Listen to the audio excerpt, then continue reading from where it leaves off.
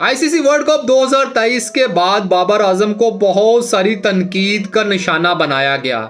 साबिका players तो ये भी कहते रहे कि बाबर आजम को कप्तानी से उतार दो वर्ल्ड कप में ही, इसको डोमेस्टिक में भेजो ताकि वहां पर परफॉर्म करे और फिर पाकिस्तान क्रिकेट टीम में आए। लेकिन अफसोस के साथ कहना पड़ रहा है कि भारत के साबिका क्रिकेटर कपिल देव वो भी बाबर आजम की तारीफ किए बगैर न रह सके। उन्होंने कहा कि हार जीत तो होती रहती है, मैदान में दो टीमें उतरती हैं, एक ने जीतना है और एक ने हारना है।